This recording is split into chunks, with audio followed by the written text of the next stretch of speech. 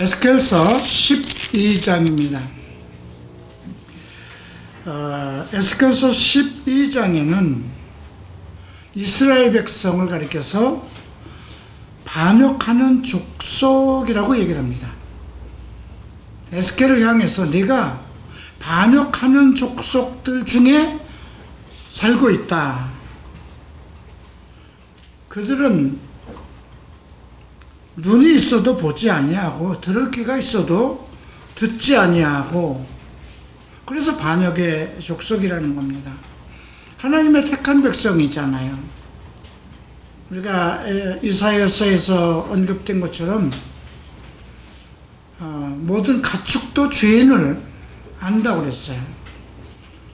그럼에도 불구하고 하나님의 택한 백성, 하나님이 거룩하다고 또 이방 중에서 가장 복 주신 그 백성들이 하나님을 거역하고 있는 것, 하나님의 말씀을 듣지 않고 있는 것, 반역하는 족속이라 이렇게 얘기를 합니다.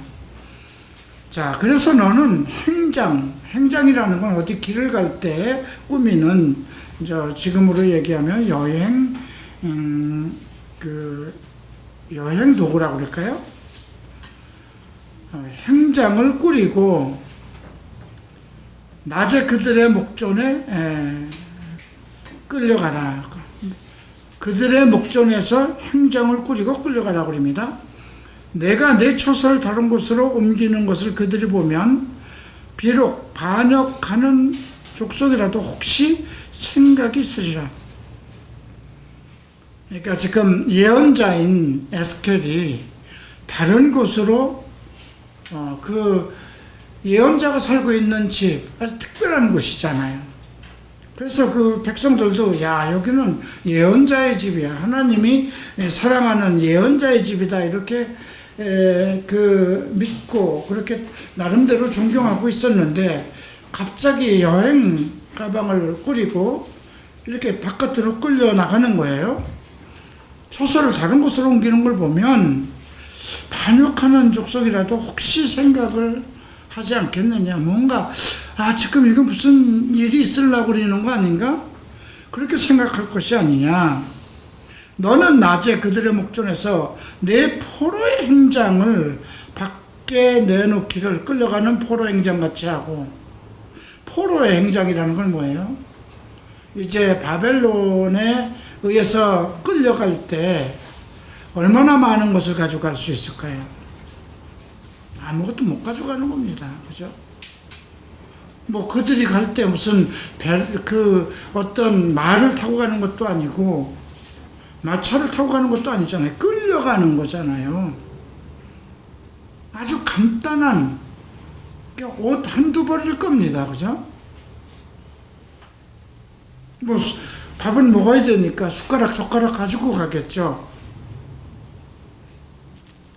근데 낮에 목전에서 사람들 보는 데서 포로의 행장을 밖에 내어놓기를 끌려가는 포로의 행장같이 하고, 낮에는 이제 포로들이 끌려갈 때 매야 되는 그런 그 행장 모습을 해서 밖에다 내어놓고, 저물 때에는 너는 그들의 목전으로 해서 밖으로 나가기를 포로되어 가는 자, 낮에는 행랑을 준비하라는 겁니다. 이제 곧 포로가 되어서 끌려가는 것처럼 하고, 다 사람들이 보는 데서. 그리고 저녁에는 네가 포로가 돼서 끌려가는 것처럼. 이게 낮에 끌려가는 거하고 뭐 지금처럼 밤길이 밝은 것도 아니잖아요. 그죠? 밤에 끌려가는 거하고는 또 다른 입장이죠. 너는 그들의 목적에서 성벽을 뚫고 그리로 따라 옮기되 캄캄할 때 그들의 목전에서 어깨에 메고 나가며, 그 작은 준비하는 그 행장들을 어깨에 메고 나가며 얼굴을 가리고 땅을 보지 말라고 합니다. 여러분, 길을 갈 때에 얼굴을 가리고 땅을 보지 않으면 어떻게 갈 수 있을까요? 그거는 줄에 끌려가는 거예요. 그죠? 포로가 돼서 줄에 매어서 끌려가면은 땅을 볼 필요도 없어요. 그죠? 이게 포로의 상황이니까.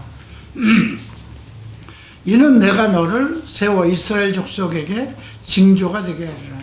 지금 그런 것을 많은 내 주변 사람들에게 보게 하는 건데, 그것은 곧 이스라엘 백성이 그렇게 바벨론에 끌려갈 것이라는 징조를 미리 보이는 것이라는 거죠. 자, 내가 그 명령대로 행하여 낮에 나의 행장을 끌려가는 포로의 행장같이 내놓고 저물 때에 내 손으로 성벽을 뚫고 캄캄할 때에 행장을 내다가 그들의 목전에서 어깨에 메고 나가니라.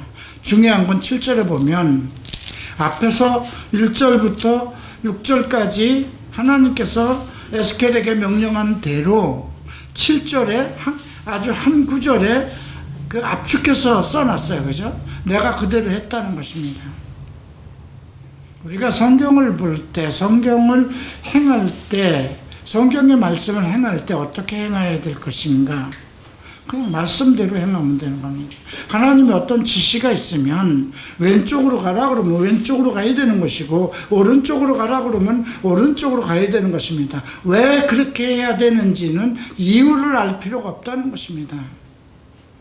나를 인도하시는 하나님은 모든 주권을 가지고 계시고 완전하시고 모든 것을 다 아시는 분이기 때문에 그가 명령을 하면 그 명령대로 실천하라는 것이죠. 이제 8절 두 번째 문단이 나오죠. 이튿날 아침에 여호와의 말씀이 또 내게 임하여 이르시되, 인자야, 이스라엘 족속 곧 반역하는 족속이 내게 묻기를 무엇을 하느냐 하지 아니하더냐. 지금 갑자기 성벽을 뚫고, 아니 어디 그냥 먼 길 가는 사람 행장을 낮에 부지런히 꾸미더니 밖에다 내놓더니 캄캄할 때에 그 행장을 메고 그 성벽을 뚫고 이렇게 가니까 그 주변 사람들은 이게 도대체 뭔가 알지 못하잖아요. 이게 무슨 일인지. 이게 묻는 거예요. 너에게 묻기를 무엇을 하냐 하지 아니하더냐? 너는 그들에게 말하기를, 묻는다면 이렇게 대답하라는 거예요. 주 여호와의 말씀이 이것은 예루살렘 왕과 그 가운데 있는 이스라엘 온 족속에 대한 묵시라 하셨다. 예루살렘의 왕이라고 그랬어요. 유다의 왕이에요. 그 다음 이스라엘 온 족속에 대한 묵시. 묵시라는 거는요, 장차 일어날 사건에 대한 징조,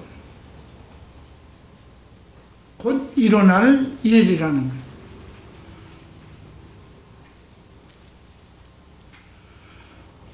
또 내가 또 말하기를, 나는 너의 징조라. 내가 행한 대로 그들도 포로로 사로잡혀 갈 것이다. 네 삶 자체가 이스라엘 국가의 징조라는 거예요. 그렇게 된다는 것이죠. 무리가 성벽을 뚫고 행장을 그리로 가지고 나가고, 그 중에 왕은 어두움 때에 어깨에 행장을 메고 나가며 눈으로 땅을 보지 아니하고 자기 얼굴을 가리리라 하라.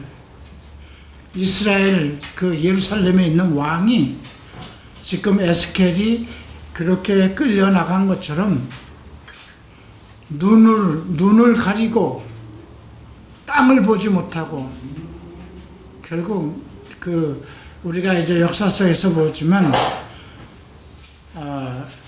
그 바벨론으로 끌려갈 때 눈이 다 뽑혔어요. 자, 13절 봅니다. 내가 또 그물을 그 위에 치고 내 올무에 걸리게 하여 그를 끌고 갈대아 땅 바벨론에 이르르니 그가 거기서 죽으려니와 그 땅을 보지 못하리라. 다시 못 돌아온다는 것입니다. 왕들이 다 사로잡혀 갈 것이고, 이스라엘 백성이 다, 족속들이 다 사로잡혀 가는데 다시 자기 땅을 보지 못할 것이라는 거죠. 몇 년이 걸렸나요? 70년입니다. 이제 우리가 예레미야를 보면 예레미야로 예언하신 70년, 그것을 이제 다니엘이 해석하죠. 내가 성경을 보다 예루살렘 예레미야로 말씀하신 이스라엘의 70년에 대해서 깨달았다. 그러니까 지금 에스겔을 통해서 예루살렘에 있는 왕들과 이스라엘 백성들이 끌려나갈 것에 대해서 그 예표를 세워서 모든 사람들로 이렇게 될 것이라 그렇게 예언을 하는 것입니다. 14절 봅니다. 내가 그 호위하는 자와 부대들을 다 사방으로 흩고 또 그 뒤를 따라 칼을 빼리라. 좀 더운 것 같지 않아요?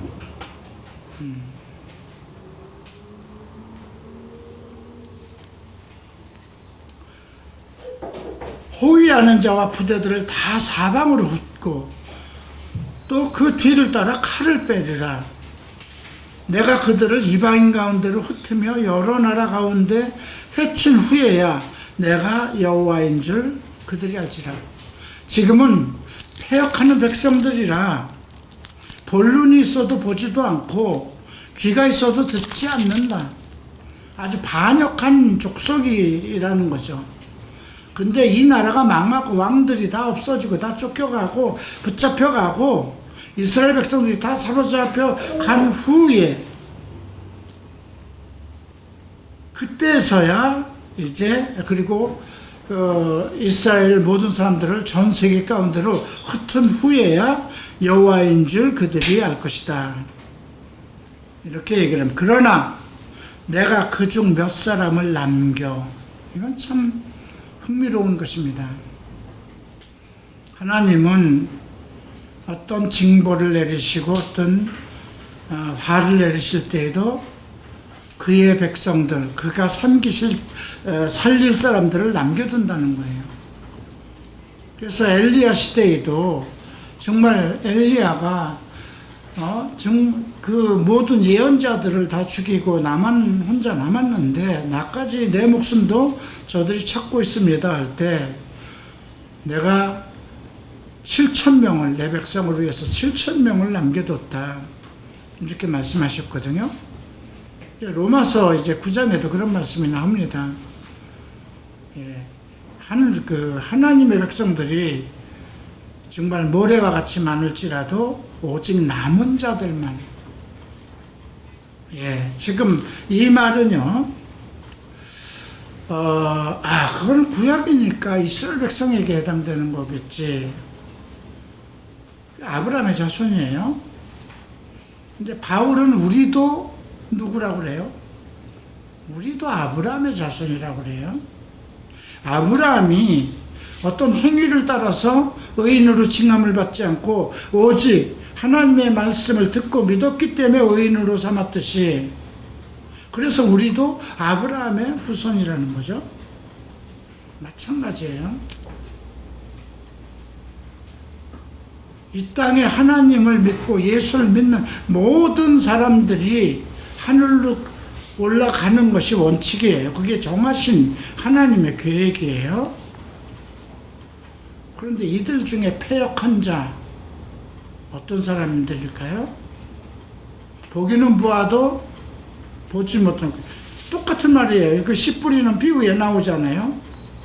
눈이 있어도 보지 못하고 귀가 있어도 듣지 못하고 고침을 받아서 구원을 받지 못하게 그게 이사야서에 나오는 거잖아요. 똑같아요. 예수 믿는 사람들이 성경 안 가지고 있는 사람들이 어디 있어요? 이 땅에 있는 모든 교회가 다 성경을 동일한 성경을 가지고 있어요. 다 주 이름은 다 똑같이 설교를 해요. 뭐 새벽 예배도 드리고 저녁 예배도 하고.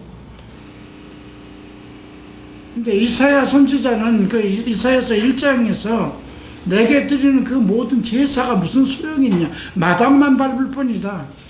나는 너희들이 드리는 제사에 아주 그냥 넌덜머리가 났다고 그러죠. 지금은 안 그럴까 싶어요. 예배라는 시간은요, 주님을 만나는 시간이에요. 자, 여러분들 시골에 있는 아버지 생일잔치에 간다고 하십시다. 잔치를 하러 가는 겁니까? 아버지를 만나러 가는 겁니까? 똑바로 생각해 봐야 돼요. 그죠? 아버지를 만나러 가는 거죠. 근데 잔치를 하러 간다면 그건 제사에 떡밥을 보고 가는 거나 마찬가지죠. 예배도 마찬가지예요. 누구에게 예배를 드리는 거예요? 예수 그리스도의 이름으로 하나님께 예배를 드리는 거예요. 그러니까 예수 그리스도의 이름이라는 건 뭐예요?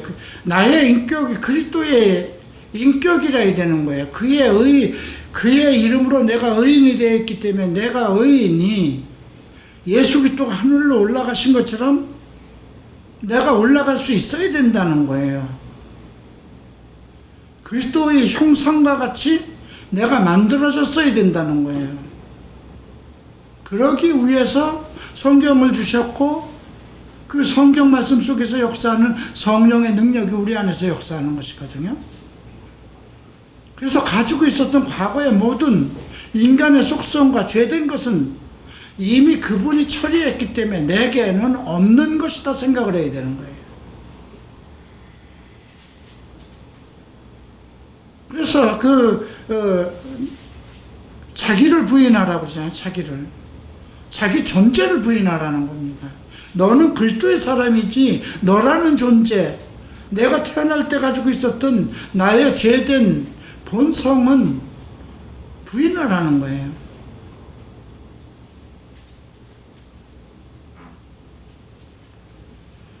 근데 오늘 16절 보면 그중 몇 사람을 남겨서 칼과 기근과 연병에서 벗어나게 한다고 해서 칼, 기근, 이것이 하나님이 이게 구약적인 심판인데요. 그 영혼에 대한 거는 신학적인 심판이에요. 삶 속에서 이스라엘 백성들을 징치하시고 저주하시고 징계하는 방법이 먼저는 칼이에요. 외국 세력을 통해서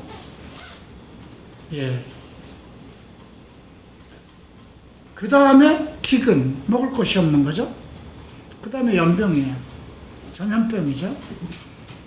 지금은 어떨까요? 지금도 똑같아요. 전쟁이 일어날 것이고요.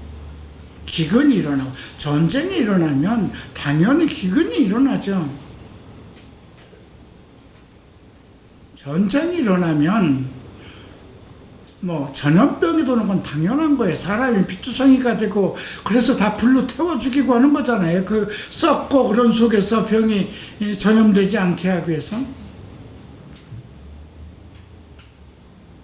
그래서 몇 사람을 남겨서 칼과 기근과 연병에서 벗어나게 하여 그들이 이르기를 이방인 가운데서 자기의 모든 가증한 일을 자백하게 하리니, 몇 사람이 살아나서 우리가 이렇게 살았습니다. 이것이 나의 죄입니다. 이 모습이 나의 죄인입니다. 나는 정말 심판을 받아서 마땅한 사람입니다. 이런 고백을 하게 하겠다는 거예요. 자기의 모든 행한 일을 자백하게 하려.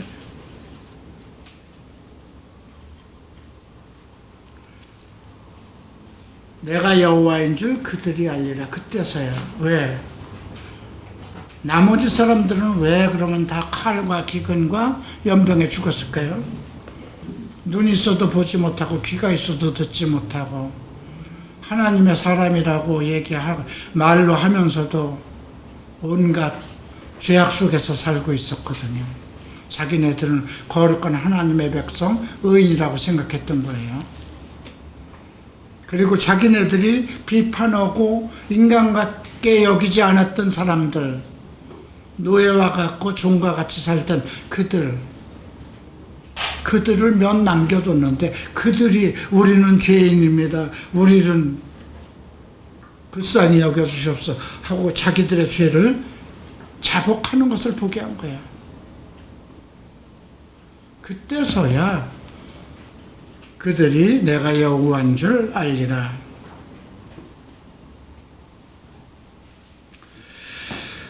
그러니까 몇 남겨둔 사람들이 그리스도인의 증인이 된다. 그들이 죄가 없어서 남겨둔 것이 아니라 죄인 중에 죄인이었는데 그들이 오히려 자기 죄를 자백함으로써 다른 사람은 자기들을 죄인으로 생각하지 않고 살고 있다는 거죠. 자, 여호와의 말씀이 또 내게 임하여 이르시되 이제 너는 떨면서 내 음식을 먹고 놀라고 근심하며 내 물을 마시며 내 음식을 먹고 내 물을 먹되 떨면서 먹으라고 그럽니다. 근심하면서 먹으라. 근심의 물과 두려움의 떡을 먹는다고 생각해봐요. 자기 것을 먹는데 왜 두려워해요? 자기 물을 마시는데 왜 근심해요?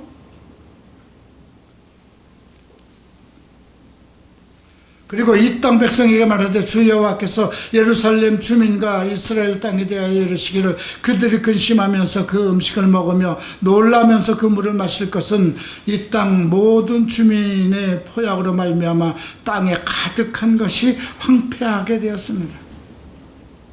이들이 먹고 마시는 것은 죄악이라는 겁니다.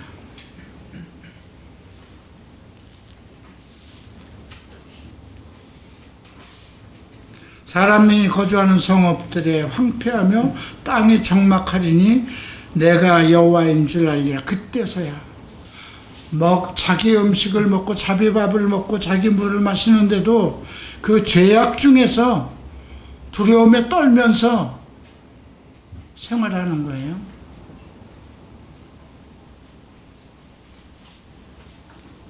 이 말을 어떻게 보면 될까요?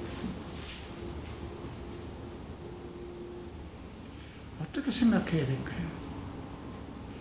마약과 술과 어떤 성적인 것에 타락한 사람들이 살아가는 모습이 어떤가 한번 머릿속에 생각해 보세요. 그들이 그들의 밥을 먹고 그들의 물을 마시면서 그 생활 속에서 떨며 두려워하지 않을까요?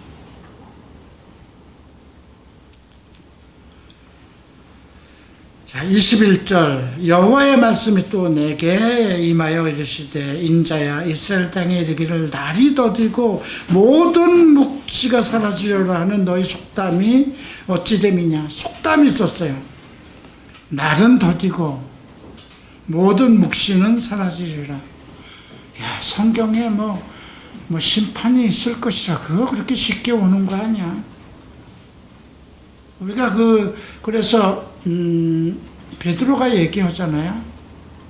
하루가 1000년 같은 것을 얘기하고 있잖아요. 어디 심판이 임할 것이냐 이런 논쟁이 교회 안에서도 정말 7년 대환란이 있을 것인가? 이 땅에 심판이 있을 것인가? 그런 것을 믿지 않는다는 거죠. 어제와 같이 계속 천년이 계속 지속되고 있는데 과연 심판이 있겠느냐? 그런 의식을 가지고 있는 거예요. 그리고 모든 묵시는 어떤 예언적인 것, 하나의 계시든가 예언이든가 그런 것들은 다 그냥 세월 속에서 묻혀서 없어질 것이야. 지금도 안 그러나요? 오늘이 어제와 같고 어제가 오늘 같고 앞으로도 계속 그렇게 1000년 만년 이어져 오고 지금까지 수천 년 성경은 종말이다 곧 심판이다 창세기부터 기록까지 지금 계속해서 이루어지고 예수님도 보라 그날이 가까웠다. 그렇지만 지금 예수님 떠난 지가 2000년이 됐는데도 무슨 심판이냐? 그러니까 성경에 기록된 거는 그냥 사라지는 거야. 그날 우리에게 좀 겁주는 거야. 이렇게 생각하는 속담이 이스라엘 백성 속에서 있었다는 거예요. 왜냐하면 구약에 보면 예언자들이 얘기한 것이 얼마나 곧 심판이 올 거라는 것에 대해서 계속 예언을 하는 거잖아요. 자, 그러므로 너는 그들에게 이르기를 주 여호와께서 이같이 말씀하시기를 내가 이 속담을 그치게 하리니 사람이 다시는 이스라엘 가운데서 이 속담을 사용하지 못하게 하리라 하셨다 하고 또 그들에게 이르기를 날과 모든 묵시의 응함이 가까워 때가 가까웠다. 신약에서는 그러잖아요. 때가 가까웠다. 회개하고 복음을 믿더라. 이것이 세례 요한에서부터 예언이잖아요. 때가 가까웠다.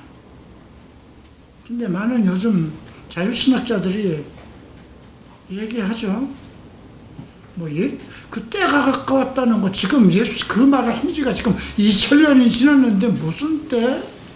세상은 점점 이렇게 발달되고 우주를 정복하는 시대가 되었는데, 그냥 그 당시 종교적으로 그 자기를 따르는 사람들이 다른 일 못하도록 그냥 꽁꽁 묶어두느라고 그런 말을 했을 뿐이야. 자유신학자들은 그렇게 얘기를 합니다. 그런 얘기를, 종말을 얘기하는 것들은 전부 다 이단이야.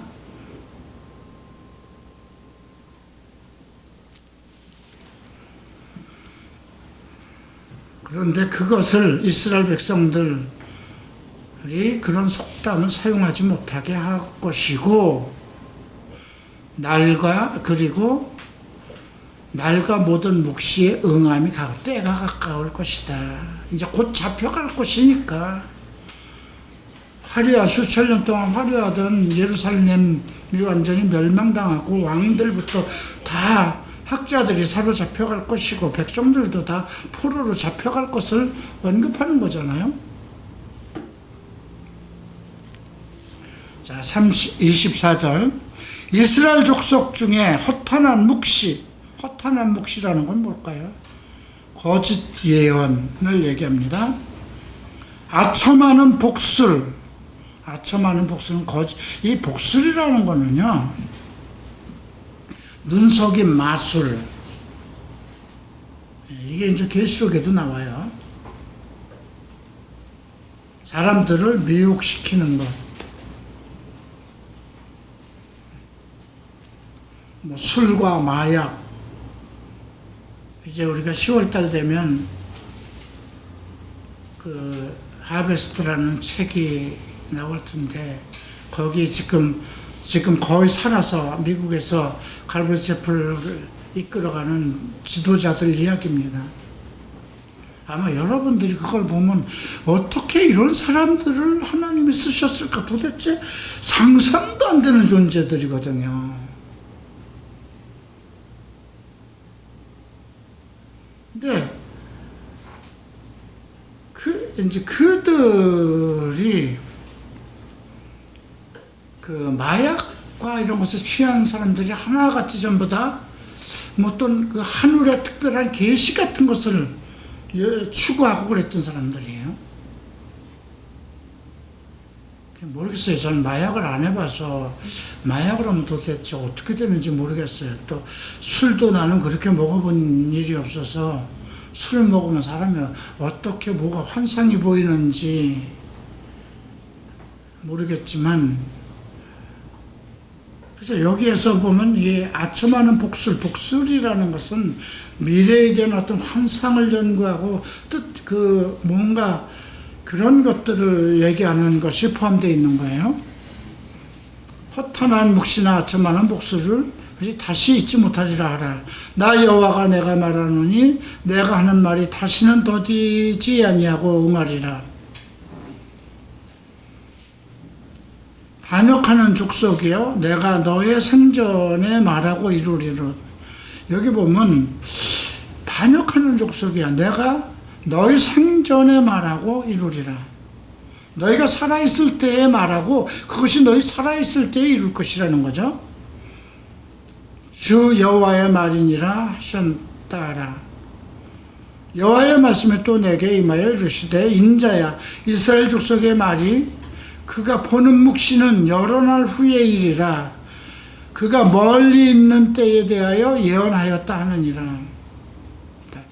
이거는 너희들과 관계없어. 너희들 때에 임할 것이 아니야. 이것은 야, 지금까지 수천 년이 있었듯이 앞으로 또 수천 년 후에 어쩌면 없을 수도 있어.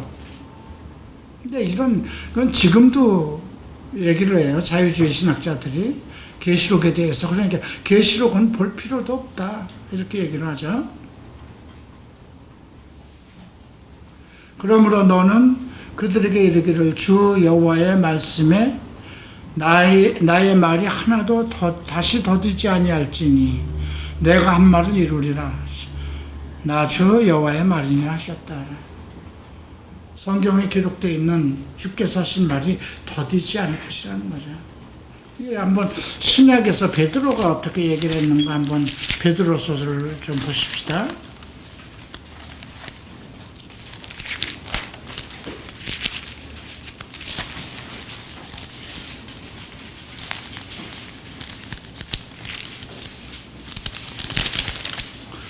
자, 베드로서 후서 3장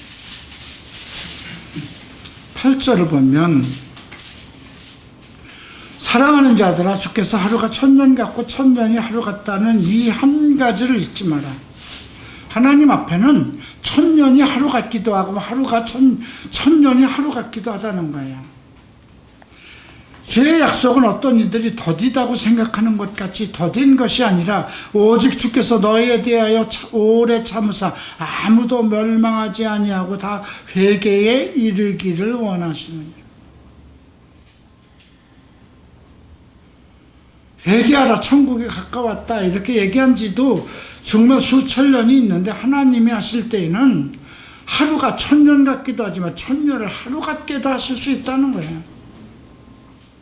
근데 지금 이렇게 회개 심판을 하지 않는 것은 우리 모두로 구원받을 사람들, 하나님이 예정된 사람들로 회개에 이르게 하기 위해서. 10절에 보세요. 주의 날이 도둑같이 오리니 그날에는 하늘에 큰 소리로 떠나가고 물질이 뜨거운 물에 풀어지고 땅과 그 중에 있는 모든 것이 드러나리라. 모든 것이 뜨거운 물에 풀어진다고 그랬어요. 첫 번째 심판은 뭘로 했나요? 물의 심판이에요. 그죠? 첫째 세상은 물로 심판했어요. 이제 두 번째 세상은 불로 심판합니다. 자, 그래서 우리가 이 12장을 보면서 우리가 생각해야 되는 것은 성경은 그러니까 예언이라는 건 항상 이중적일 수 있다는 거예요. 자, 우리가 예수님께서 제자들에게 이제 예루살렘으로 가면서 야, 저 앞에 가면, 앞 동네 가면 나귀 새끼 2마리가 묶여 있을 거야. 그거 가서 풀어와. 근데 주인이 왜 그걸 푸느냐 하면 주께서 쓰시겠다고 그래라. 그래서 이제 두 사람이 갔더니 정말 어느 집 앞에 나귀가 있어요. 그래서 그걸 푸니까 주인이 물어. 그거 왜 풀어요, 남의 것을? 주께서 쓰시겠다고 하니까 그냥 허락한 거예요. 왜 그때 나귀가 데려왔어야 될까요? 나귀를 타고 예루살렘으로 가셔야 돼요. 그 말씀이 스가랴 9장에 이미 나와 있는 거예요. 시온의 왕이 나귀를 타고 예루살렘으로 들어온다. 그러니까 예수님이 이제 십자가를 지기 위해서 들어가는데 마지막에 예루살렘을 성으로 들어가는데 나귀를 타고 가야 되는 거예요. 그게 이미 스가랴 선지자를 통해서 예언이 되어 있는 거예요. 근데 예수님이 그 말씀 안 하시면 그 성경이 안 이루어지잖아요.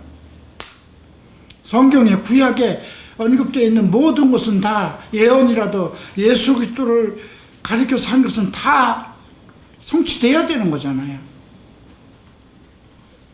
그게 똑같은 예언인데 하나는 스가랴 선지자를 통해서 한 것이고 하나는 예수님이 한 거예요.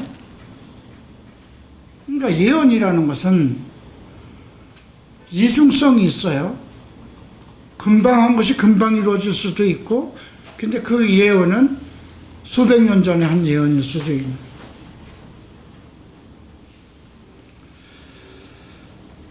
자, 그래서 지금 이 11장에서는 이스라엘이 곧 멸망당할 것에 대해서, 그리고 너희들 그 이스라엘 국가 안에 떠들고 있는 그 속담들, 거짓 선지자들이 하는 말들, 야, 심판이 어딨어? 그날이 하필이면 우리 때에 임하겠냐? 이런 말들 믿지 말라. 바로 이제 그날이 올 것이다. 이렇게 예언을 했고요. 나의 말이 하나도 다시 더디지 아니할 것이다. 13장 봅니다.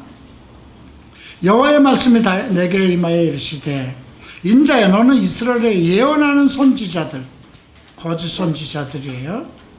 지금 예언하는 선지자 에스겔이잖아요. 근데 에스겔 보고 예언하는 선지자들에게 경고하라는 말이 있고, 예언하되, 자기 마음대로 예언하는 자에게 말하기를, 그러니까 이스라엘에 예언하는 선지자들 뭐라고? 날이 더딜 것이다. 그리고 모든 묵시는 사라질 것이라고 얘기했던 그들이에요. 자기 마음대로 예언하는 자에게 말하기를, 너희는 여호와의 말씀을 들으라. 자기 마음대로 예언하는, 주 여호와의 말씀에 본 것이 없이 자기 심령을 따라 예언하는 어리석은 선지자에게 화가 있을진저. 본 것이 없이. 그 당시 예언은 하나님이 보이게 하신 걸로 해야 되는 거잖아요. 지금도 마찬가지예요. 지금도 하나님의 예언은 살아있어요. 근데 본 것이 없이 예언하는 건 헛된 거예요. 본 것이라는 건 뭘까요? 성경이에요. 우리 앞에 지금 성경이 있으니까. 본 것 없이 자기의 심령을 따라 예언하는 어리석은 선지자에게 화 있을진저, 이스라엘아, 너희 선지자들은 황무지에 있는 여우 같으니라. 우리 아가서를 배우면서 우리 작은 동산을 허무는 여우를 잡으라고 그랬죠. 여우는 사람을 홀리는 거예요. 그죠? 거짓 선지자이기도 하고요.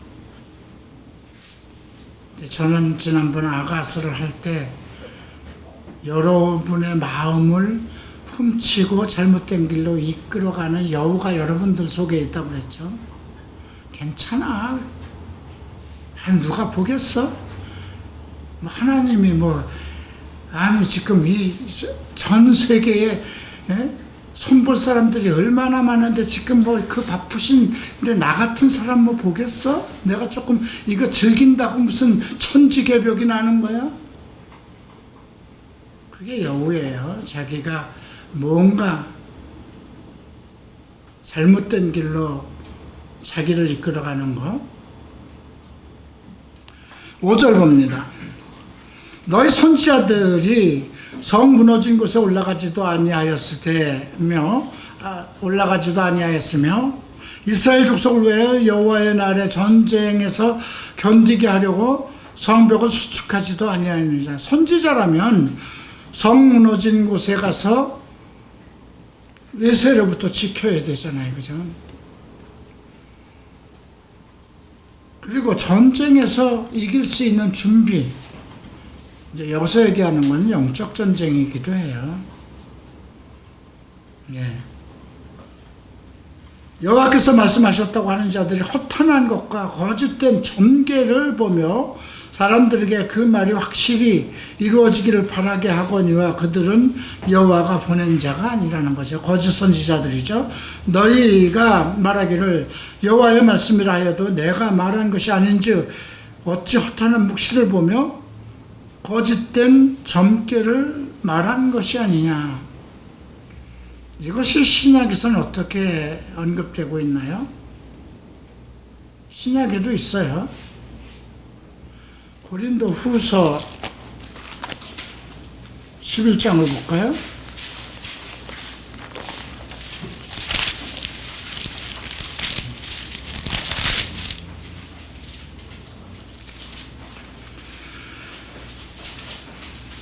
자,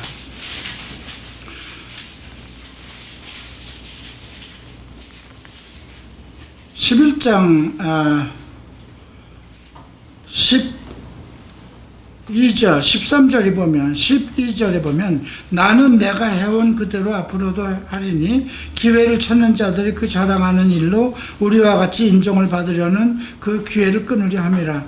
그런 사람들은 거짓 사도요.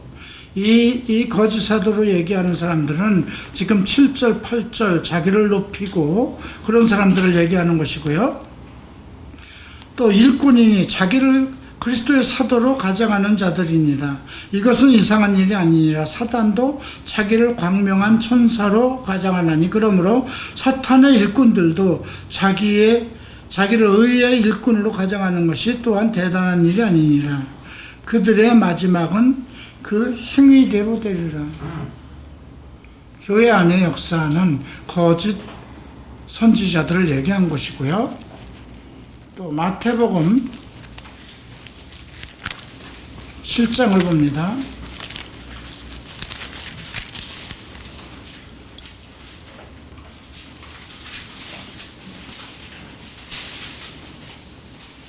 (22절) 보면 그날에 많은 사람이 나더러 이르되 주여 주여 우리가 주의 이름으로 선지자 노릇하며 주의 이름으로 귀신을 쫓아내며 주의 이름으로 많은 권능을 행하지 아니하였나이까 하리니 그때에 내가 그들에게 밝히 말하되 내가 너희를 도무지 알지 못하니 불법을 행하는 자들아 내게서 떠나가라 하리라.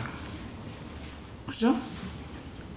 자, 선지자 노릇하며 주의 이름으로 귀신도 쫓아내고 많은 권능도 행했는데, 근데 예수님께서는 내가 너희를 알지 못한다. 불법을 행하는 자라고 그랬어요. 자, 그렇기 때문에 구약이나 신약이나 교회 안에 하나님의 택한 백성들을 미혹하는 영들은 있다는 것이죠. 자, 13장 8절 그러므로 주 여호와께서 이같이 말씀하셨느니라. 너희가 헛하는 것을 말하며 거짓된 것을 보았은즉 내가 너희를 치리라. 주 여호와의 말씀이라. 그 선지자들이 헛하는 묵시를 보며 거짓 것으로 점쳤으니 내 손이 그들을 쳐서 내 백성의 공회에 들어오지 못하게 하여 이스라엘 족속의 호족에도 기록되지 못하게 하며 이스라엘 땅에도 들어가지 못하게 하리니 너희가 나를 여호와인 줄 알리라. 그러니까 완전히 거짓 선지자들을 끊어내겠다는 말이고요. 이렇게 칠 것은 그들이 내 백성을 유혹하여 평강이 없으나 평강이 있다 함이라. 이 말은 참 의미가 있죠. 지금 하나님이 이스라엘 백성을 징치하려고 이제 칼과 기근과 연병으로 다스리려고 그러는데 아니야, 평안할 거야.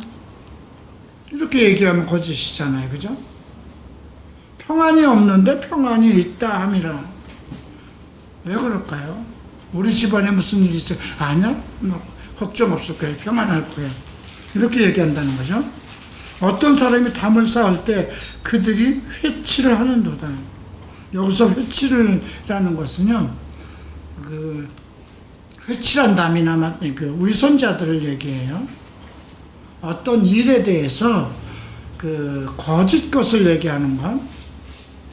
그러므로 너는 회칠하는 자에게 이르기를 이것이 무너지리라.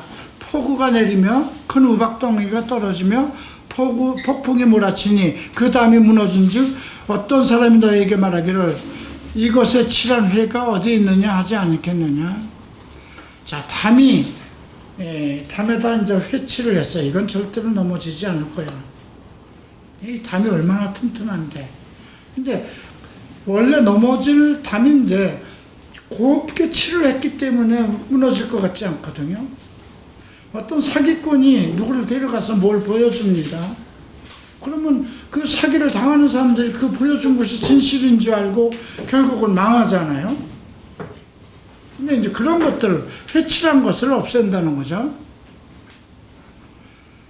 자, 그러나 나 주 여호와가 말하노라. 내가 분노하여 폭풍을 퍼붓고 내가 진노하여 폭우를 내리고 분노하여 큰 우박 덩어리를 무너뜨리리라. 회칠한 담을 내가 이렇게 허물어서 땅을 엎드러뜨리고 그 기초를 드러낼 것이라. 담이 무너진 즉 너희가 그 가운데서 망하리니 나 여호와인 줄 알리라. 모든 사람들이 헛된 것을 보고 있다는 거죠. 이같이 내가 내 노를 담과 회칠한 자에게 모두 이루고 또 너희에게 말하기를 담도 없어지고 칠한 것도 없어졌다 하리니 이들은 예루살렘에 대하여 예언하기를 평강이 없으나 평강의 묵시를 보았다 하는 이스라엘의 선지자들이라. 오늘 교회 목사들이 지금도 종말은 없습니다. 점점 그거는 그냥 성경에 기록되어 있는 거고, 그 시대는 이미 예수님의 시대는 예수님이 떠나가신 것 같이 다 끝난 것입니다. 이제 예수를 믿는 자들에겐 복이 있을 뿐입니다. 그 은혜와 사랑만 있을 것입니다. 뭐 이렇게 얘기한다면 그건 잘못된 거잖아요. 그래서 교회에서 목사들을 선임할 때 어떤 그 책망을 하든가 나쁜 것을 은혜의 설교를 안 하는 목사들은 선임을 안 한다고 그러죠.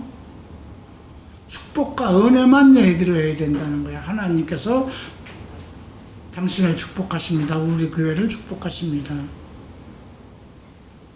근데 그게 회칠한 담이 될 수 있죠. 위선 덩어리니까요.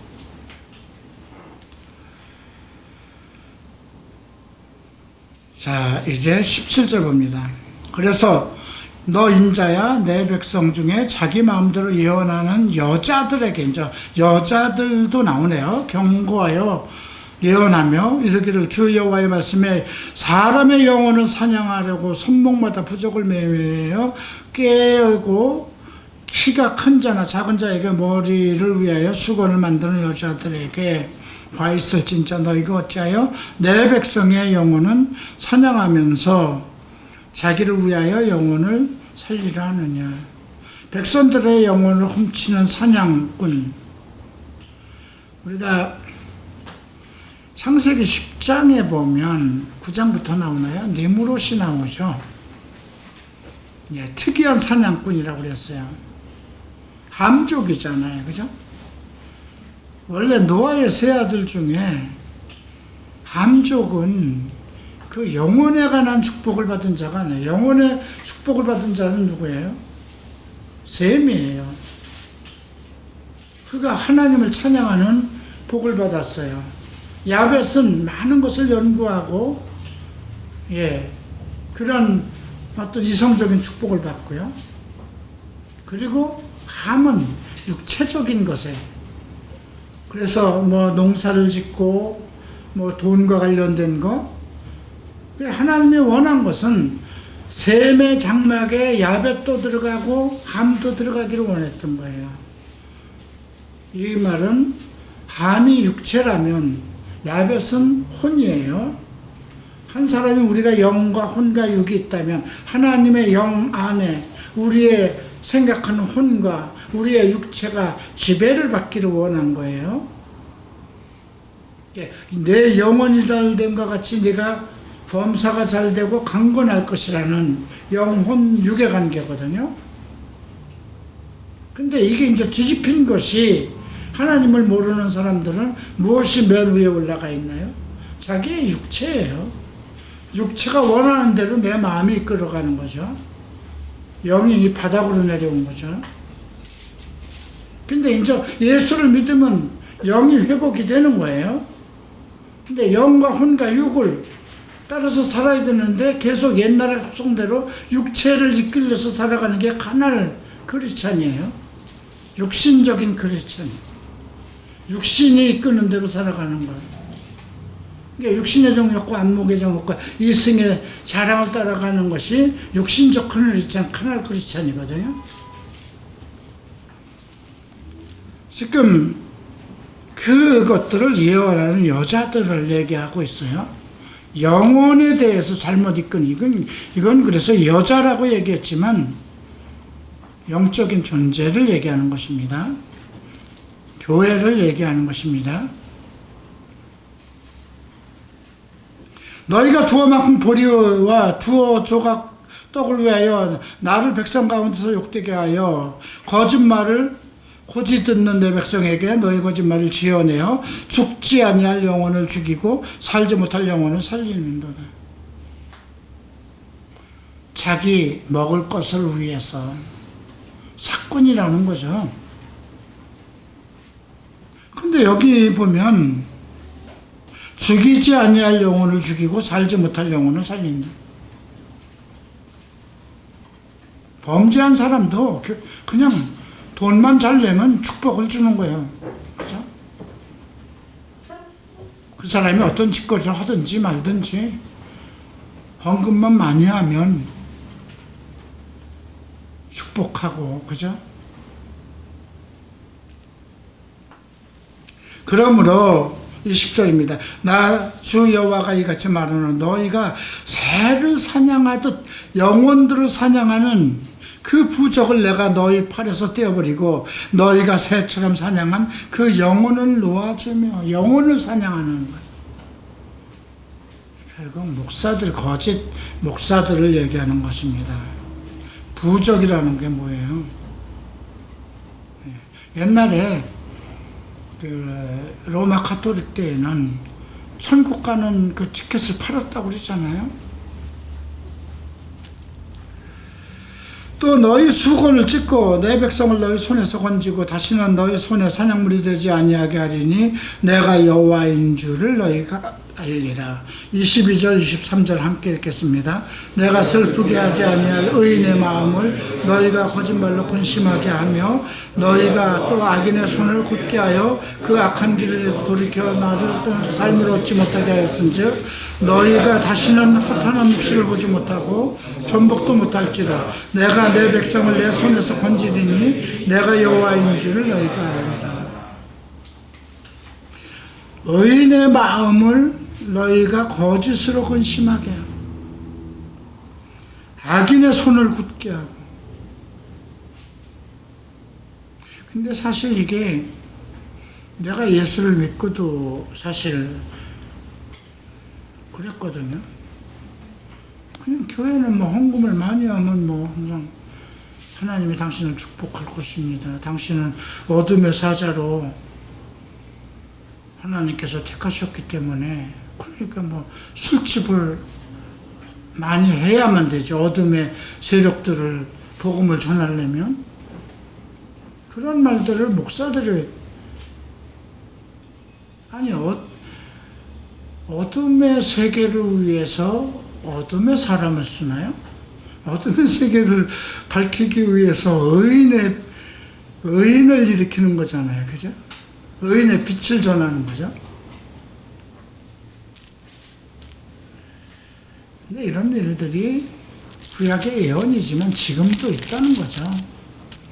교회가 거짓 예언을 하고 그냥 뭐 헌금을 많이 하고 하는 사람들이 그들이 음행을 하고 장로가 무슨 첩을 들이고 뭐 룸사롱을 다녀도 주일날 나오면 그냥 거룩한 교회 장로다 얘기를 하고.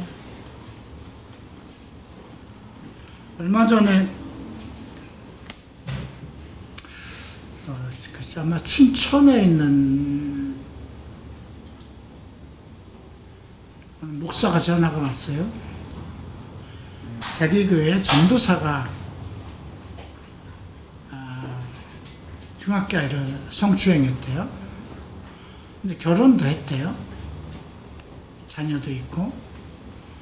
그래서 어떻게 해야 됩니까? 뭘 어떡합니까? 당장 잘라버려야죠. 근데 뭐 이제 정신과, 자기가 잠깐 순간적으로 어떤 뭐 그 문제가 일어나서 그런 일이 있었는데 정신과 가서 다 치료를 받아. 정신과 치료로 되는 문제 같으면 성경에서 동성애를 율법으로 돌로 쳐 죽이라고 했겠습니까? 그럼 어떻게 해요? 그냥 내보내세요. 동성애자가 전도사가 된다면 이제 점점 눈 가리고 행하지 않겠습니까? 근데 자르지 못한다는 거예요. 자기네 교회 수석 장로의 아들이라는 거예요. 그럼 그를 자르면 그 장로가 가족을 내보내야 되고, 그럼 장로를 따른 사람들과 다 나가게 되고 교회가 망한다는 거죠. 그래서 그래요? 그럼 교회가 망해야 됩니다.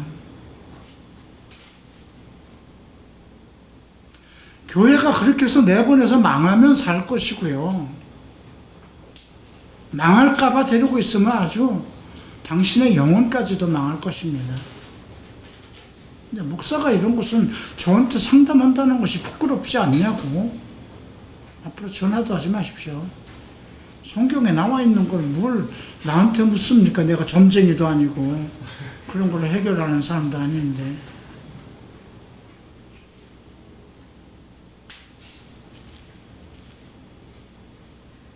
그런 세상이 왔다는 겁니다. 이제 마지막 장 14장까지는 합시다. 이스라엘 장로 두어 사람이 나와 내 앞에 앉았으니, 지금 내 앞에 앉았다는 건 에스겔 앞에 앉았다는 거예요. 여호와의 말씀이 내게 임하여 이르시되, 인자야, 이 사람들이 자기 우상을 마음에 들이되 죄악의 걸림돌을 자기 앞에 두었으니 그들이 내게 묻기를 내가 조금인들 용답하랴. 근데 이 장로 두어 사람이 자기 우상을 마음에 들였다는 거예요. 그런즉 너는 그들에게 말하여 이르기를, 나 주 여호와가 말하노라. 이스라엘 족속 중에 그 우상을 마음에 들이며 죄악의 걸림돌을 자기 앞에 두고 선지자에게로 가는 모든 자에게 나 여호와가 그 우상의 수요대로 보응한다. 각 사람마다 이제 교회 장로들이면 오직 하나님만을 섬겨야 되는데, 마음의 우상을 뒀다는 것은 뭔가 자기네들의 개인적인 목적을 성취하기 위해서 어떤 섬기는 것이 따로 있다는, 돈을 섬기든지 어떤 우상을, 권력을 섬기든지. 그런데 자기 앞에 그런 죄악의 걸림돌을 자기 앞에 두고 선지자에게로 가는 모든 자, 그런 거짓 예언을 하는 선지자들에게 나가는 사람들이 있다는 거죠. 이는 이스라엘 족속이 다 그 우상으로 말미암아 나를 배반하였으므로 내가 그들의 마음 먹은 대로 그들을 잡으려 합니다. 이스라엘 장로들이, 그러니까 이스라엘 백성들도 다 그 마음속에 자기 우상을 가지고 있다는 거예요. 하나님의 말은 듣지도 않고 자기의 우상, 자기가 바라는 길로 가야 되니까 내 아들이 잘 되고자 하고 내 집안이 잘 되고 그 의인으로서 살아가는 건 관계없이, 그래서 누구를 원하는 거냐면 그 자기들이 마음먹은 그 일이 잘 되게 축복하는 선지자를 찾아가는 거예요. 지금도 마찬가지입니다. 예. 어느 교회는 금요일날 가면 헌금 봉투에 돈을 내고 이름 쓰면 목사가 그 봉투를 들고 예언하고 축복한다고 그러잖아요. 근데 당신이 낸 돈만큼 축복을 받을 것이다 그러면 어떡하겠어요? 그러니까 있는 거 없는 거 팔아서라도 더 내야 되는 거잖아요. 그런 것이 한국에 실제로 있었어요. 자, 6절 봅니다. 그런즉 너는 이스라엘 족속에게 이르기를, 주 여호와의 말씀에 너희는 마음을 돌이켜 우상을 떠나고 얼굴을 돌려 모든 가증한 것을 따르라. 이스라엘 족속과 이스라엘 가운데 거류하는 외국인 중에 누구든지 나를 떠나고 자기 우상을 마음에 들이며 죄악의 걸림돌을 자기 앞에 두고 자기를 위해서 내게 묻고자 하여 선지자에게 가는 모든 자에게는 나 여호와가 친히 응답하여 그 사람을 대적하여 그들의 놀람과 표징과 속담거리가 되게 하여 내 백성 가운데서 끊으리니 내가 여호와인 줄 알면. 자, 자기 마음의 우상을 가지고 이제 하나님에게 축복을 받기 위해서 선지자에게 나간다는 거예요. 지금 그 말이 내게 묻고자 하여 선지자에게 가는 모든 자라고 그랬어요. 마음에 자기가 원한 것, 하나님이 원하는 것이 아니고 자기가 원하는 자기 마음의 우상이 있어요. 나는 그냥 동성애자로 평생 그냥 살고 싶습니다. 그러면서도 천국엔 가게 해주세요. 그런 다음에 자기 마음의 우상은 동성애예요. 그죠? 자기 마음의 우상이라는 게 뭔가 자기가 하나님보다 더 좋아하는 게 우상이에요. 그 사람들을 대적하여 그들을 놀라움과 표징과 속담이 되게 한다고 그랬어요. 9절, 만일 선지자가 유혹을 받고 말을 하면 나 여호와가 그 선지자의 유혹을 받게 하였음이라거니와 내가 손을 펴서 내 백성 이스라엘 가운데 그를 멸할 것이다. 유혹을 받고 말을 하면 선지자가 그냥 감격을 한 거야. 그 사람이 돈을 많이 가져왔으니까 그냥 막 감격을 해서 막 유혹을 받아서 축복을 해요. 그런데 그 말이 뭐냐면 나 여호와가 그 선지자를 유혹을 받게 하였다는 거예요. 어느 목사가 어느 사람을 축복하지 말아야 될 텐데 그 사람의 명예와 돈과 그것 때문에 나한테 나왔으면 아무리 그 사람이 장로고 누구라 하더라도 당신 이런 거 하면 안 됩니다. 이런 짓 하면 안 됩니다. 책망을 해야 되는데 그냥 그 유혹을 받아서 얘기를 하면 그 유혹을 받게 한다는 거예요. 하나님이. 왜? 그 선지자 마음속에 선지자는 오직 하나님의 말씀을 가지고 돼야 되는데 그 유혹을 받은 거잖아요. 어떤 돈이면 돈.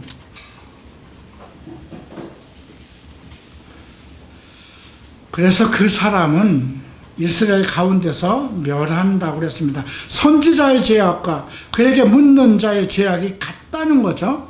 각각 자기 죄악을 감당하니. 선지자나 어떤 우상, 마음의 우상을 가지고 선지자에게 나온 사람이나 그 나물의 그 밥이라는 거예요. 이는 이스라엘 족속이 다시는 미혹되어 나를 떠나지 아니하게 하며 다시는 모든 죄로도 스스로 더럽히지 아니하며 하여 그들을 내 백성으로 삼고 나는 그들의 하나님이 되리라 하며. 그래서 일단 마음의 우상을 품은 자들이나 거짓 선지자들을 제하여 버리겠다는 거죠.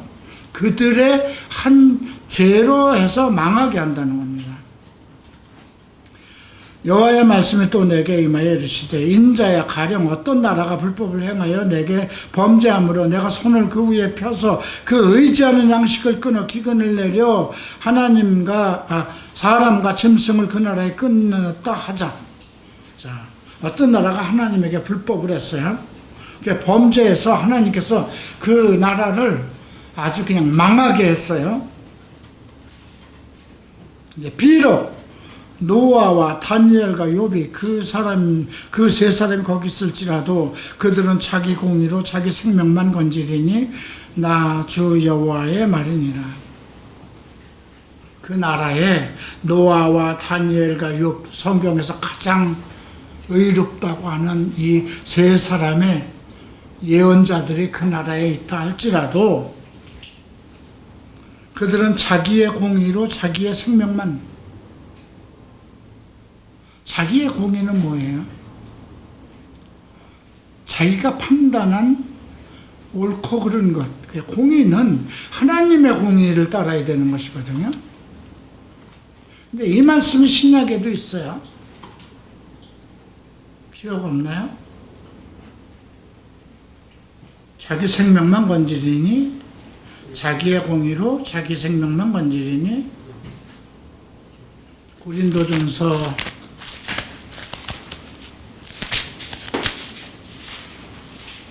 3장이죠. 12절 만일 누구든지 금이나 은이나 보석이나 나무나 풀이나 집으로 그 이 토에 위에 세우면 각 사람의 공적이 나타날 터인데 그날의 공적이 밝히리니 이는 불로 나타내고 그 불이 각 사람의 공적이 어떤 것을 시험할 것이다. 만일 누구든지 그 위에 세운 공적이 그대로 있으면 상을 받고 누구든지 그 공적이 불타면 해를 받으리니 그러나 자신은 구원을 받되 불 가운데서 받은 것 같으니. 불 가운데서 받았다는 건 뭐예요? 부지깽이처럼 된다는 거죠. 자기는 구원을 받았어도. 어느 목사가 수천 명에게 이상한 복음을 전해서 무슨 그것이 삼중복음이든 오중복음이든 해서 전 세계에 많은 교회를 세우고 그랬다고 하십시다. 근데 불로 시험을 받아서 다 타버렸어요. 근데 그 목사를 하나님이 세웠다고 하십시다. 자기가 행한 것이 잘못된 것은 다 없어질 것이라는 거예요. 잘못된 것은. 자기가 행한 것이 잘 됐으면 그 상을 받을 것이고, 자기가 행한 것이 다 잘못되면 그 불로 심판을 받을 때 다 없어지고, 자기만 겨우 부직갱이 돼서 남은 것처럼 자기만 구원을 받는다는 거죠. 이것이 지금 에스겔서에도 그대로 나와 있네요. 자기의 공의로 자기 생명만 고치리니 나 주 여호와의 말이니라. 가령 내가 사나운 짐승을 그 땅에 다니게 하여 그 땅을 황폐하게 하여 사람이 그 짐승 때문에 능히 다니지 못하게 한다 하자. 비록 이 세 사람이 거기 있을지라도 나의 삶을 두고 맹세하노니 그들도 자녀는 건지지 못하고 자기만 건지겠고 그 땅은 황폐하리라. 노아와 다니엘과 욥 같은 선지자가 있다 할지라도 이 말은요, 어떤 사람이 의인을 세웠다면, 만약에 하나님께서 나를 여러분들의 목자로 세웠다면 나만 살아서 하나님 앞에 가는 게 하나님 뜻 아니잖아요. 그죠? 여러분들 다 데리고 가야 되잖아요.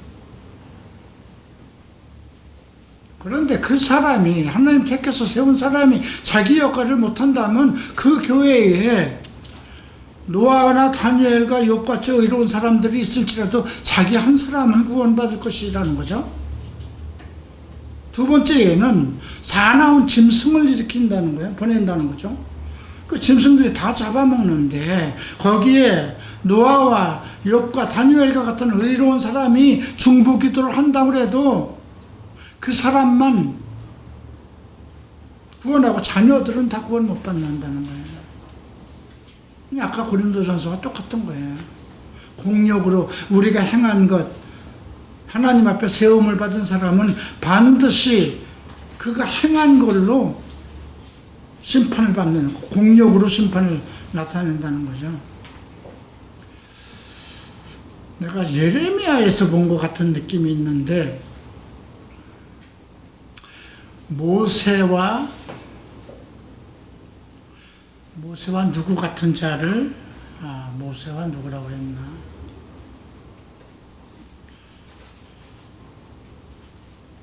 예레미야 15장, 예레미야 15장?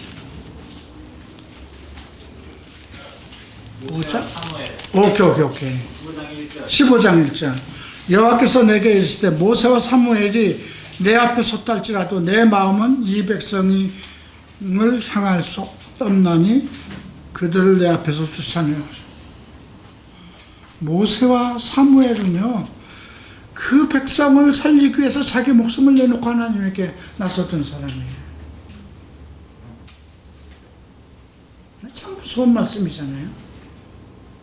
똑같은 말씀이에요.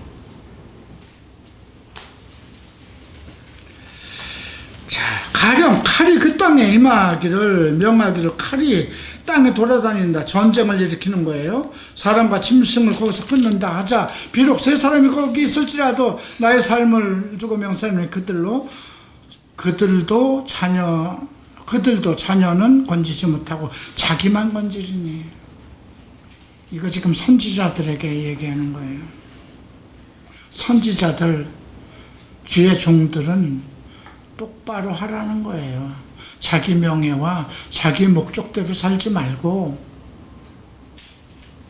어떤 장로들이 자기 우상을 가지고 자기 목적을 이루기 위해서 돈을 싸들고 온다 해서 그를 축복하지 말라는 거예요. 네가 아무리 의인이라 할지라도, 네 옆에 이 세 사람의 의인들이 있을지라도 그냥 너 하나는 구원할지 몰라도 너희 자녀들, 네 교회는 다 버린다는 거예요.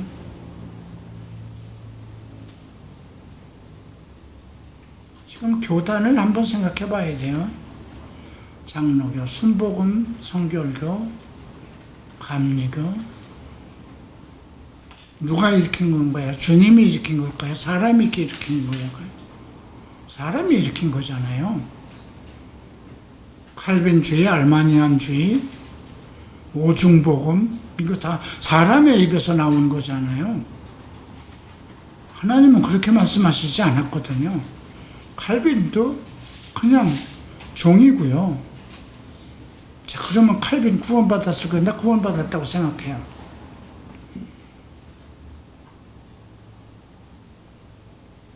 그런데 그 자녀들은 가면 갈수록 어떻게 될까요?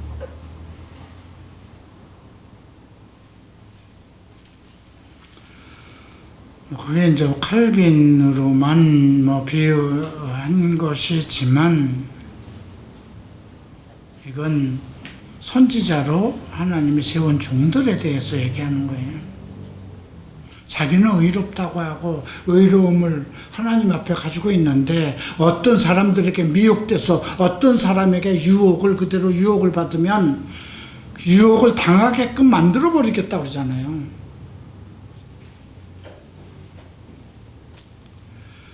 가령 19절 그 땅에 전염병이 내려 죽임으로 내 분노가 그 위에 쏟아 사람과 짐승을 거기서 끊는다고 하자. 여기서 보면 사람과 짐승이라고 그랬어요. 위에서도 다 똑같아요. 칼이 나올 때도 그렇고요. 네? 사람과 짐승을 구분하네요.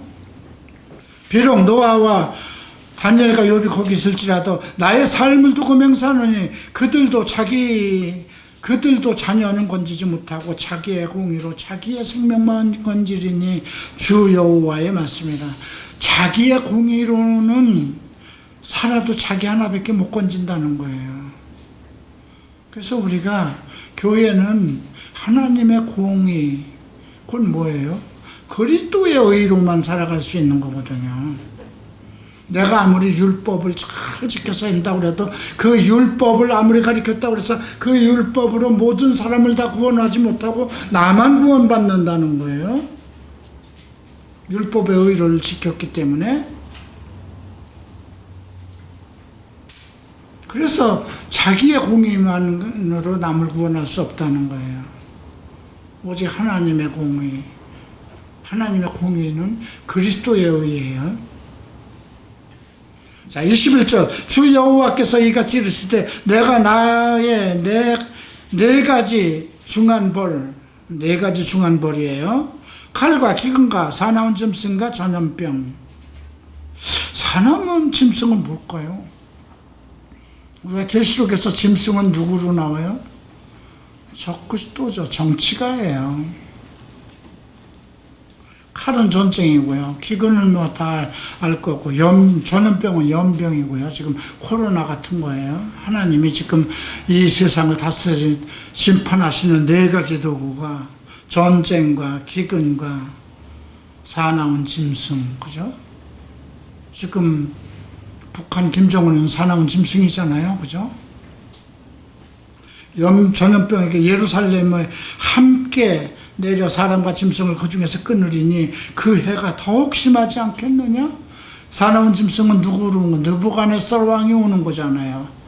예루살렘에. 그러나 그 가운데 피하는 자가 남아있어. 끌려 나오리니 곧 자녀들이라. 그들이 너희에게로 나오리니 너희가 그 행동과 소행을 보며 내가 예루살렘에 내린 재앙 곧 그 내린 모든 일에 대하여 너희가 위로를 받을 것이다. 이 말씀을 이제 잘 해석이 잘못되면 이제 큰일 나는 거예요. 행동과 소행이라고 그랬어요. 좋은 행동을 보고 행동과 소행이라는 말, 저놈의 소행머리를 봐. 이건 나쁜 행동이죠. 예? 선하고 착한 일을 보고 아이고 우리 애가 저런 행동머리 하네. 그런 말 안 써요. 그죠? 근데 그 자녀들이야. 그죠? 피하여 살아남은 자들을, 이게 다 자녀들인데 그들의 행동과 소행을 보면 내가 예루살렘에 내린 재앙 곧 그 내린 모든 일에 대해. 근데 그들은 살았단 말이에요. 왜 살았을까요?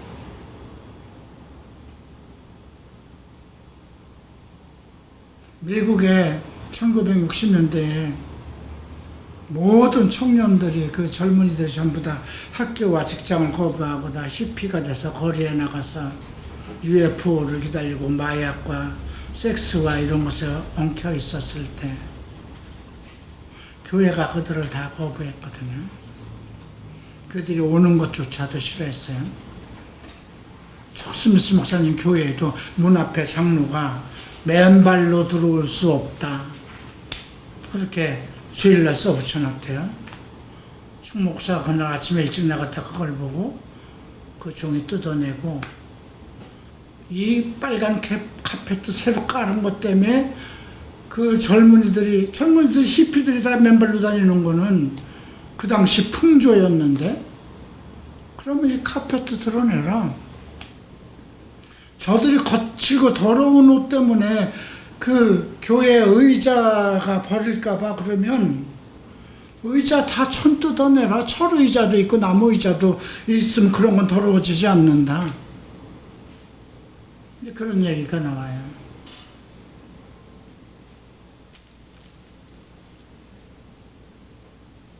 근데 그 행동과 소행을 보면 내가 예루살렘에 내린 재앙 곧 그 내린 모든 일에 대해 너희가 위로가 될 것이다. 지금 모든 하나님 앞에 위선을 떨고 선지자를, 자기 선지자 복받기 위해서 찾아가고 예언하는 사람을 찾아가고 자기 우상을 섬기고 있는 사람은 다 잡혀가는 거거든요. 근데 망나니 같이 살고 있던 행동물이나 소행물, 사람같이 않았던 것들만 지금 남았는데 그들이 위로를 준다는 거죠. 차라리 내가 저들처럼 우상 섬기지 않고 선지자를 따라가지 않았어도 세상에서 술 먹고 방탕하던 그들이 오히려 위로거리가 됐다는 거예요. 왜? 그들은 회개하고 모든 잡혀가는 사람들을 보고 잘못된 길로 가는 걸 보고 회개하고 자기네들을 남겨둔 것에 대해서 감사하니까 그 얘기를 하는 거예요. 23절 봅니다. 너희가 그 행동과 소행을 볼 때 그들에 의해 위로를 받고 내가 예루살렘에 행한 모든 일이 이유 없이 한 것이 아닌 줄 알리라. 이유 없이 행한 것이 아니라는 거예요. 조금 남겨둔 그 무리들 사람 같지 않게 여겼고, 정말 제대로 된 사람들은 장로든 선지자들이든 자기의 복과 어떤 것을 위해서 그렇게 모든 종교를 그렇게 우영하고 자기 우상을 섬기는 그런 존재였는데 그들은 망나니처럼 살던 사람들이거든요. 세상에서 손가락질 받던 사람들. 그 아이들로 오히려 위로를 받는다는 거예요. 이런 말씀들 속에서 글쎄요, 요즘 내가 걱정하는 건 세계 정세들도 이렇게 좀 봐요. 그래서 뉴스를 많이 봅니다. 세계에서 일어나는 각양각색들의 정치적인 문제, 그런 것도 좀 보고, 코로나, 전 세계 지도자들의 말들, 홍콩에서 일어나는 문제, 중국과 관련된 그런 것들, 러시아가 지금 푸틴이 장기 집권하기 위한 그런 것들, 트럼프의 어떤 언행들, 특별히 우리나라 한국에서 일어나는 정치적인 배경, 앞으로 좋은 세상이 올 것 같아요. 한번 생각해 보세요. 우리가 꿈꾸는 과거의 평화로움과 같은, 오히려 왜 독재자였던 박정희 때를 생각할까요, 사람들이? 그냥 마구잡이로 정말 그 독재에 싸우던 사람들을 그냥 마구잡이로 죽였잖아요. 그런데도 왜 그때를 생각할까요, 사람들이? 그런 날이 올까요?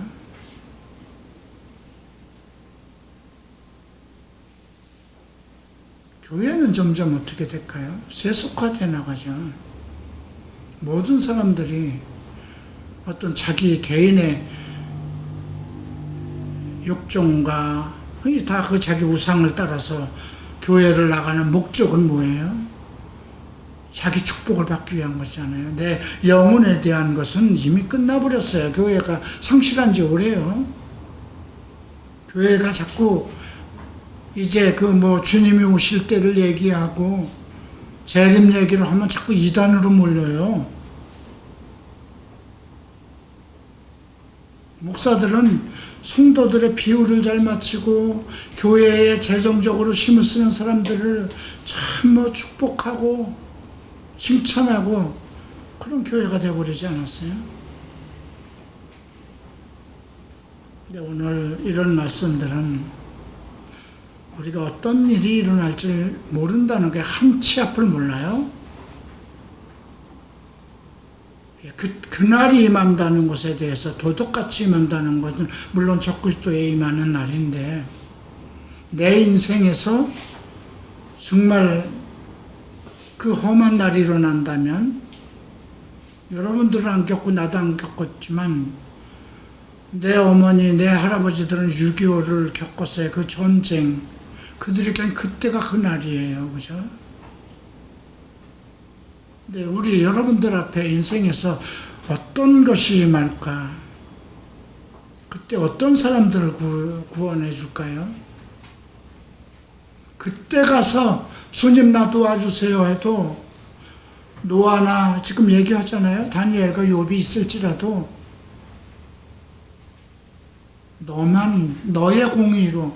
너의 공의라도 있어야 된다는 거. 나 하나만이라도 그래도 나는 율법을 지키고 하나님을 섬겼습니다 하는 그런 것이 있어야 된다는 거죠. 자, 오늘 여기까지 하겠습니다.